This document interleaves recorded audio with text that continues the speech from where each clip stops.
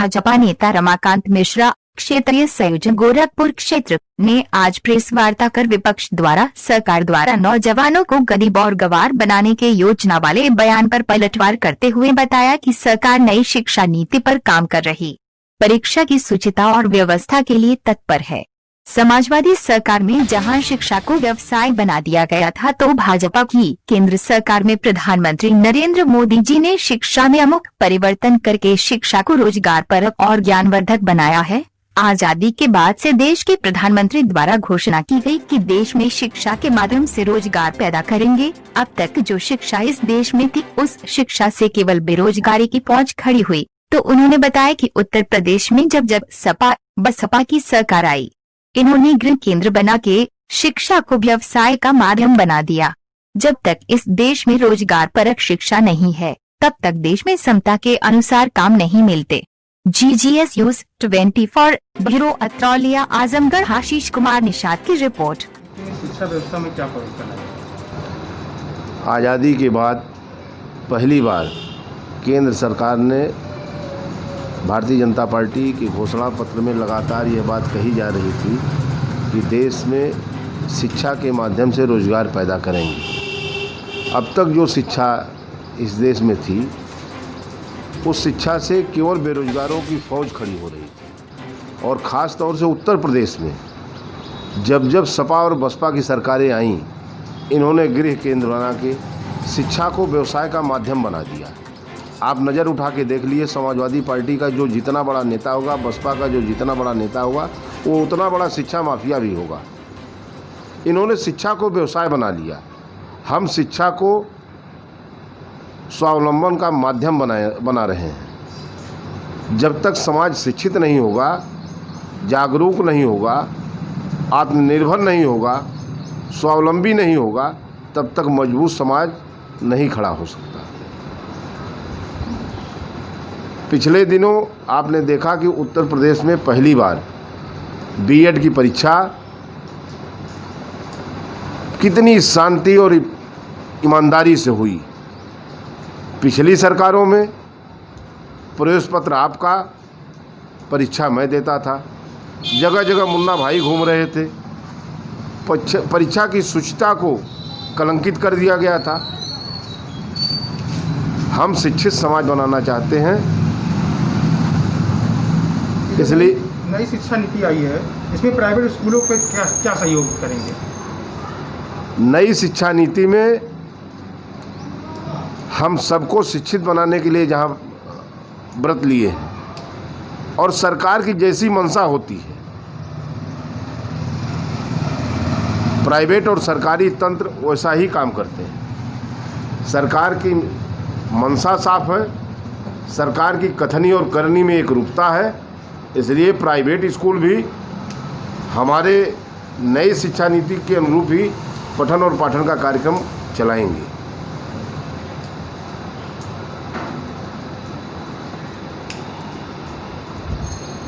लोग परशुराम के माध्यम से, बाबा महर्षि परशुराम के नाम पे ब्राह्मणों को जो गुमराह करने का प्रयास कर रहे हैं।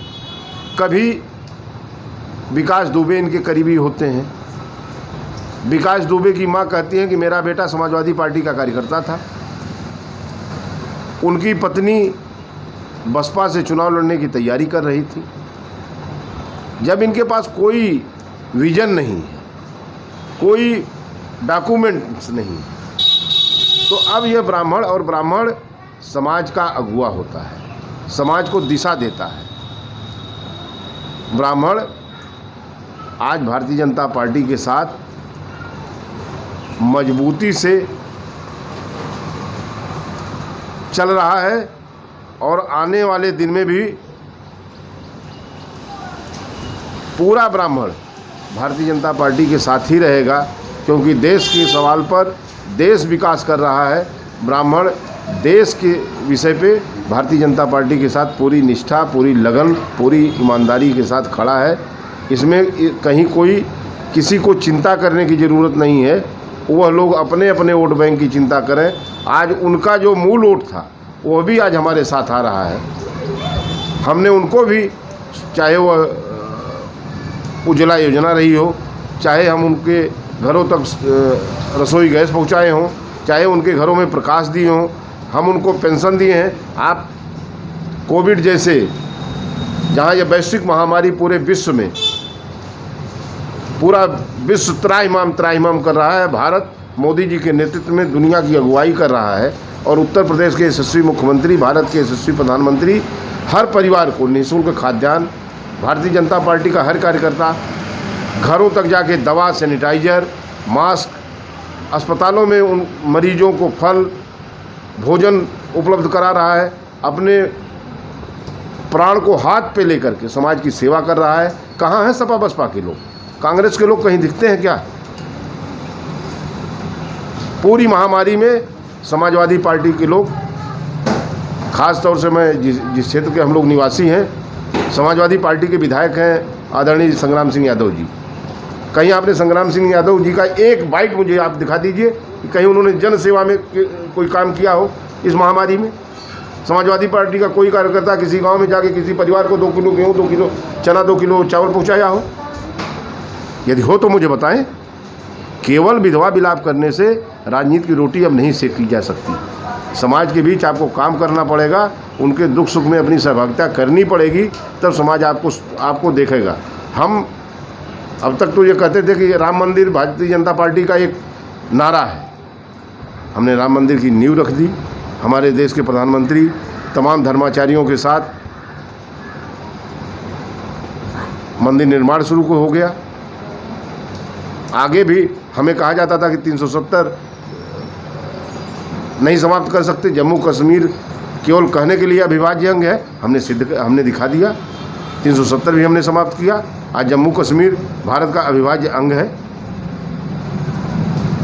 वोट बैंक की चिंता करें, बहुमत में उनका वोट आज भारतीय जनता पार्टी के साथ आ रहा है और आने वाले दिनों में उत्तर प्रदेश में इनका कोई नाम लेवा नहीं रहेगा। उनकी पत्नी बसपा से चुनाव लड़ने की तैयारी कर रही थी। जब इनके पास कोई विजन नहीं है, कोई डॉक्यूमेंट्स नहीं, तो अब यह ब्राह्मण समाज का अगुवा होता है, समाज को दिशा देता है। ब्राह्मण आज भारतीय जनता पार्टी के साथ मजबूती से चल रहा है और आने वाले दिन में भी पूरा ब्राह्मण भारतीय जनता पार्टी के साथ ही रहेगा, क्योंकि देश के सवाल पर देश विकास कर रहा है। ब्राह्मण देश के विषय पे भारतीय जनता पार्टी के साथ पूरी निष्ठा, पूरी लगन, पूरी ईमानदारी के साथ खड़ा है। इसमें कहीं कोई किसी को चिंता करने की ज़रूरत नहीं है। वह लोग अपने अपने वोट बैंक की चिंता करें। आज उनका जो मूल वोट था वह भी आज हमारे साथ आ रहा है।